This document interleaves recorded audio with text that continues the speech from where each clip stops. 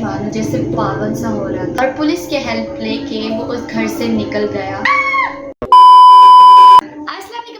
Welcome back to my YouTube channel Neelam's world. Welcome to the blog, welcome to the new prettiest day. So guys, जैसे कि आप इस video के title में देख सकते हैं कि आज मैं एक न्यू हॉरर स्टोरी लेके आ चुकी हूँ। आज आप फिर से डरने वाले गाइस मेरी हॉरर स्टोरी से। वीडियो को लाइक किया नहीं किया और अभी तक चैनल को भी नहीं सब्सक्राइब किया, मैं 5 तक काउंट करूंगी और आपने जल्दी से मेरे चैनल को सब्सक्राइब कर दिया। 1 2 3 4 5 कर दिया। Thank you so much. तो चलो जल्दी से ले आओ चिप्स, पॉपकॉर्न, वीडियो को लाइक कर दो और एक प्यारे से कमेंट कर दो। तो चलते हैं वीडियो की तरफ। सो ये कहानी है दानिश की। दानिश तैमूर नहीं गाइस। तो ये कहानी है 16 साल के लड़के दानिश की। दानिश एक बहुत ही समझदार और एक अमीर ख़ानदान से ताल्लुक़ रखने वाला लड़का था। दानिश के पेरेंट्स ने उसे कभी भी किसी चीज़ की कमी महसूस नहीं होने दी, किसी छोटी सी भी चीज़ की। दानिश के पेरेंट्स उससे बहुत ही ज़्यादा प्यार करते थे और इनफैक्ट दानिश उनसे बहुत ही ज़्यादा प्यार करता था। दानिश की फैमिली बहुत ही ज़्यादा हंसी खुशी से अपनी लाइफ बसर कर रही थी। लेकिन गाइस, कोई भी वक्त एक सा नहीं रहता गाइस। हर किसी की लाइफ में चेंज तो आता ही। तो बस यही से दानिश की सैड स्टोरी शुरू हो जाती है। एक रात दानिश के पेरेंट्स उसे बर्थडे पार्टी से पिक करने जा रहे थे। उनके लेफ़्ट साइड पर भी जंगल था और राइट साइड पर भी जंगल था और जिस रोड से वो जा रहे थे उस रोड पर गुप्त अंधेरा था, सिवाय उनकी एक हेडलाइट ऑन थी जो कि उनके कार की हेडलाइट थी। और अचानक उनकी गाड़ी के सामने एक औरत आ जाती है जिसकी वजह से उनकी मौके पर ही मौत हो जाती है। और अफसोसनाक खबर तो तब होती है कि जब दानिश को पता चलता है कि उसके पेरेंट्स अब इस दुनिया में नहीं रहे तो वो फूट फूट कर रोने लगता है। लेकिन अब क्या फ़ायदा, दानिश के पेरेंट्स अब इस दुनिया में नहीं रहे। दानिश गाइस अब बहुत ही सैड रहने लगता है और उसका उसके पेरेंट्स के अलावा और कोई था भी नहीं सिवाय एक दूर के चचा चच्ची। उसके चचा चच्ची बहुत ही गरीब थे और उनके यहाँ कोई औलाद भी नहीं थे। तो उन्होंने डिसाइड किया कि हम दानिश को अपने घर लेके जाएंगे और उसे अपनी औलाद की तरह पालेंगे। उसके चचा चच्ची उसे लेने आए तो दानिश ने सोचा कि क्यों ना मैं इनके साथ चला जाता हूँ, मेरे पास और कोई ऑप्शन भी नहीं है, मैं यहाँ रह के क्या ही करूँगा। तो वो चला गया उसके चचा चच्ची के साथ। उसके जो चचा चच्ची थे वो बहुत ही ज़्यादा गरीब थे और वो एक पुराने से हॉन्टेड कॉटेज में रहते थे। जिस कॉटेज में वो रहते थे गाइस, वो बहुत ही ज़्यादा हॉन्टेड था, लाइक ऐसा दानिश को लगता था। तो खैर, दानिश की चच्ची ने उसे उसका बेडरूम दिखाया। उसके बेडरूम के साथ ही एक विंडो थी। दानिश उस विंडो को खोल के वहाँ पे खड़ा हो गया। कहाँ दानिश की लाइफ इतने अमीरों वाली थी और कहाँ वो यहाँ पर आके फंस गया। खैर, दानिश के चचा चच्ची बहुत ही ज़्यादा सैड थे। वो इसलिए क्योंकि दानिश उनसे बात नहीं करता था, कोई हंसी मजाक नहीं करता था, तो इसलिए दानिश के चचा भी अब बहुत ही ज़्यादा सैड रहना शुरू हो गए थे। लेकिन जो उसकी चच्ची थी वो चाहती थी कि दानिश फिर से अपनी ज़िंदगी की तरफ वापस आ जाए। तो दानिश की चच्ची ने अपने प्यार से दानिश को ज़िंदगी की तरफ वापस ले आई। दानिश अब पहले की तरह खाता था, पीता था, बातें करता था और वो अब अपनी लाइफ की तरफ वापस आ रहा था।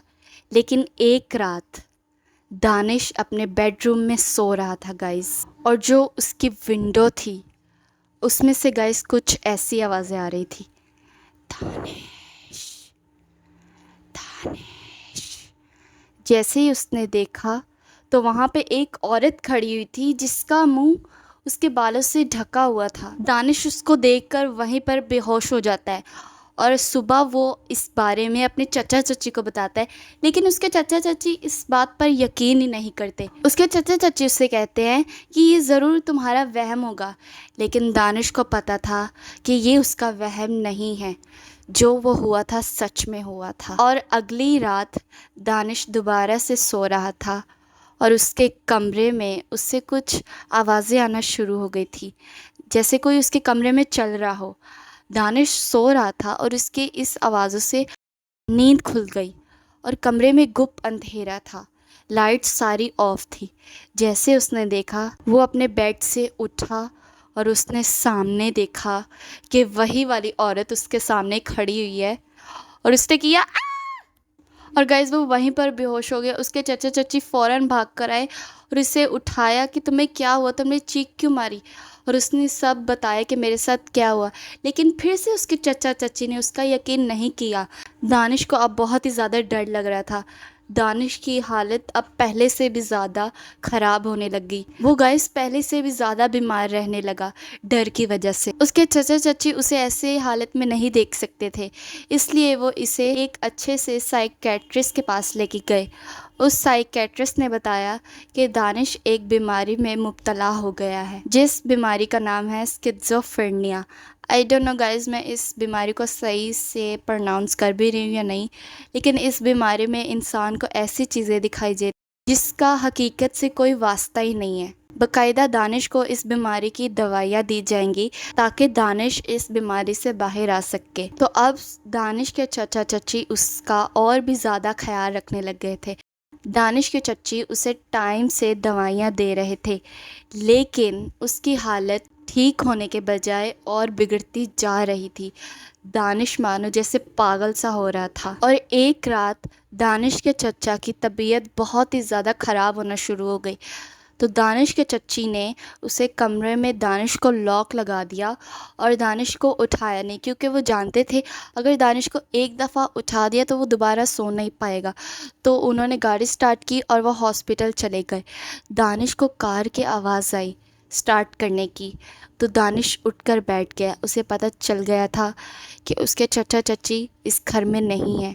उसे पता था कि अब वो औरत दोबारा आएगी और मुझे बचाने वाला कोई नहीं होगा। उसकी ये सोच सोच कर एंजाइटी हाई लेवल पर चली गई और वो पागलों की तरह इधर उधर अपनी दवाइयाँ ढूंढ रहा था, लेकिन उसे अपनी दवाइयाँ मिली ही नहीं। उसने सोचा कि क्यों ना अपनी चच्ची के रूम में जाकर दवाइयाँ ढूंढता हूँ। उसने बहुत हिम्मत की और वो अपनी चच्ची के रूम में जाकर दवाइयाँ ढूंढने लगा इधर उधर। उसने सब जगह दवाइयाँ देखी, लेकिन उसे दवाइयाँ नहीं मिली गाइस। तो फिर उसने अपनी चच्ची की एक वार्डरोब देखी। उसने जैसे ही उसको खोला, उसके अंदर सारे कपड़े थे और उसने उस कपड़ों को साइड पे किया और देखा कि वही औरत का मास्क था वहाँ पे। दानिश ने कहा, अ मास्क, ये यहाँ पे क्या कर रहा है? तो गाइस वो दानिश के चचा चच्ची ही थे जो दानिश को पागल बना रहे थे। रोज़ाना उनमें से कोई एक वो मास्क पहनकर दानिश को डराने चला जाता था। वो ऐसा क्यों करते थे? जो दानिश के पेरेंट्स उसके लिए छोड़ के गए थे जायदाद, वो उसको हड़पना चाहते थे और वो इस काम में कामयाब हो जाते अगर दानिश उस रात उस कमरे से बाहर ना निकलता। दानिश को ये देखकर बहुत ही ज़्यादा अफसोस हुआ कि उसके खुद के चचा चच्ची ने उसके साथ ऐसा किया और पुलिस के हेल्प लेके वो उस घर से निकल गया और उसके चचा चच्ची को सज़ा दिलवाई जिसके वो हकदार थे। सो गाइस, ये थी मेरी स्टोरी। उम्मीद करती हूँ कि आपको आज की स्टोरी अच्छी लगी हो। अगर अच्छी लगी है तो मुझे कमेंट में ज़रूर बताइएगा। बाकी आज के लिए बस इतना ही। तब तक के लिए अल्लाह हाफिज़, बाय बाय। और अगर तुम लोग नए हो तो सब्सक्राइब करो, वो जो लाल वाला बटन है उस पर फूट फेंक के मारो या फिर मोमबत्ती, मुझे नहीं पता, बस क्लिक हो जाना चाहिए।